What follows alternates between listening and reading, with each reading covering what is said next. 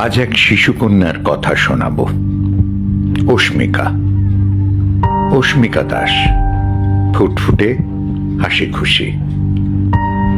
9 মাসের শিশুটি জানেও না তাকে নিয়ে আমাদের দুশ্চিন্তার অন্ত নেই।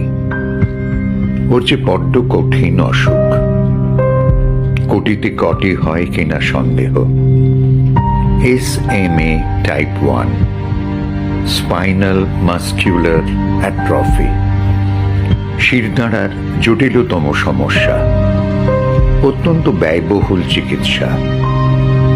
ডক্টর অ্যান অ্যাগনেস ম্যাথিউ জানিয়েছেন খরচা পড়বে $2.1 মিলিয়ন, ভারতীয় মুদ্রায় প্রায় 16 কোটি টাকা।